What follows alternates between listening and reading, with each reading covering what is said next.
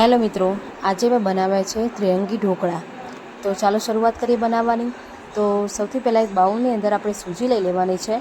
લગભગ 1 વાટકી સૂજી લીધી છે, 1 વાટકી દહીં લીધું છે અને દહીંવાળી વાટકી જે હોય તેની અંદર પાણી એડ કરી અને એ પાણી આમાં એડ કરી નાખવાનું છે. એટલે લગભગ 1 વાટકી દહીં છે, 1 વાટકી પાણી છે.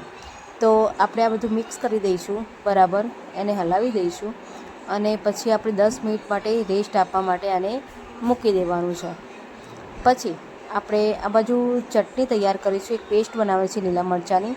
તો એક નીચે જાર લઈ લેવાનું છે, તેની અંદર મોળા લીલા મરચાં, તીખા લીલા મરચાં, થોડું મીઠું અને લીંબુનો રસ અને પાણી એડ કરી આપણે પેસ્ટ તૈયાર કરી નાખવાની છે.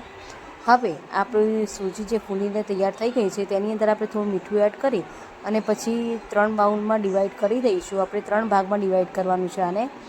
પછી એક ભાગની અંદર આપણે થોડી ચટણી એડ કરવાની છે અને એની અંદર ઈનો ફૂડ સોલ્ટ આવે છે એ એડ કરી નાખવાનું છે. થોડું પાણી એડ કરવાનું છે એની ઉપર, એટલે એક્ટિવ જલ્દી થઈ જશે ઈનો. પછી તેને હલાવી આપણે જે ઢોકળાની ડીશ છે તે મેં પહેલેથી ગ્રીસ કરીને રાખી છે ઓઇલથી, તો એની અંદર આપણે આ એડ કરી દઈશું ખીરું. પછી એને ઢોકળિયામાં મૂકી દઈશું. હવે 5 મિનિટ થવા દઈશું. પછી આની અંદર આપણે વ્હાઈટ જે સૂજી છે એ સૂજીની અંદર આપણે થોડું ઈનો ફૂડ સોલ્ટ એડ કરી અને પછી એની અંદર થોડું પાણી નાખી એ પણ આમાં એડ કરી દઈશું.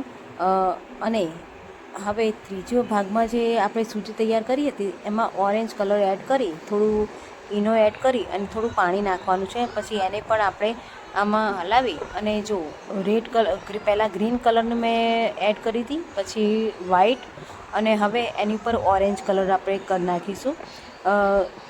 સરસ રીતે એને સ્પ્રેડ કરી નાખવાની છે.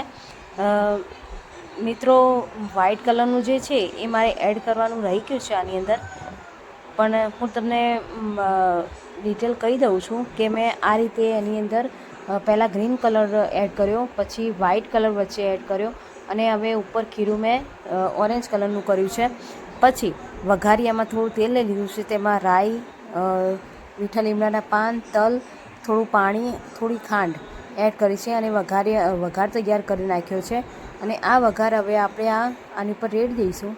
તો તૈયાર છે ત્રિરંગી ઢોકળા.